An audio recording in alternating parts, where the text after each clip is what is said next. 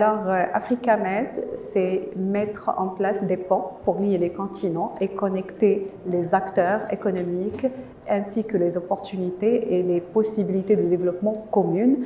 Donc pour nous, l'Afrique doit traiter et négocier égal à égal avec tous les continents et tous les acteurs économiques. Donc, il y a 2 ans, nous avons réfléchi à cette plateforme et aujourd'hui, avec une 2e édition, on confirme la raison d'être de ce forum avec des invités de qualité qui viennent de partout, que ce soit du continent africain ou des autres pays. Aujourd'hui, nos partenaires en témoignent. Aujourd'hui, on a plusieurs partenaires, que ce soit au niveau national ou international, comme la BADEA qui est notre partenaire officiel, comme Odanepad qui est notre partenaire institutionnel international, la Chambre de commerce panafricaine, l'AXCAME et évidemment au niveau du Maroc, il y a la MDJS. D'ailleurs, il parraine aujourd'hui le panel concernant le sport comme catalyseur de développement économique du continent africain, surtout avec l'organisation, que ce soit de la CAF ou la Coupe du Monde en 2030. Donc aujourd'hui, il y a des thématiques variées, allant de la souveraineté énergétique jusqu'à la souveraineté économique, en parlant de la chaîne de valeur, en parlant aussi de l'industrie et du sport. Nous cherchons à ce qu'on sorte aujourd'hui par des actions concrètes et pourquoi pas des projets ficelés afin de développer le continent.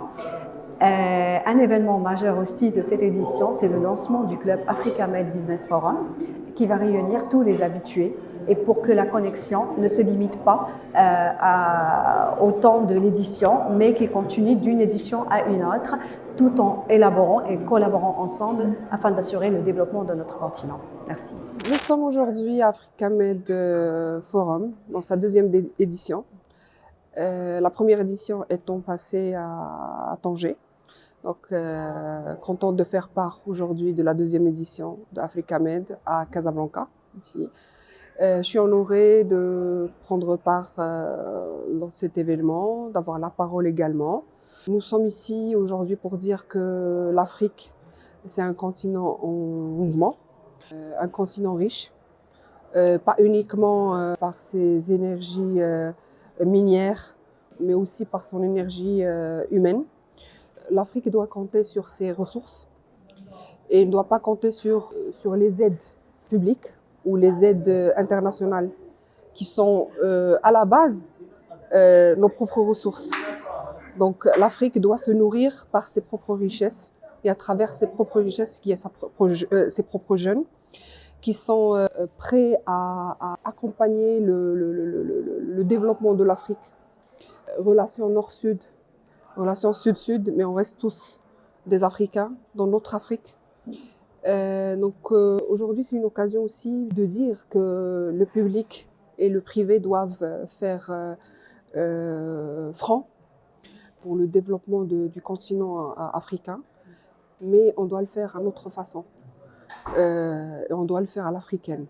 On ne doit pas s'attendre à des miracles venant de l'extérieur, de notre continent, du moment qu'aujourd'hui le continent africain reste le centre de gravité du monde, donc avec toutes les richesses qu'il englobe, l'uranium, le pétrole, l'or, le lithium, le bauxite et qu'en passe, plus le climat qui est varié et propice.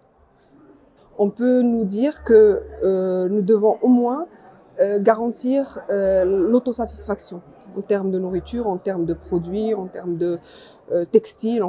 Nous sommes aussi aujourd'hui pour dire aux institutions publiques et privées, surtout les institutions financières, d'accompagner le secteur privé, de lui faire confiance, de lui tenir la main, de l'écouter et d'écouter les besoins que nous connaissons parfaitement tous, africaines et africains, parce qu'on connaît notre histoire, on connaît nos besoins fondamentaux, on connaît nos terrains et on connaît nos terres.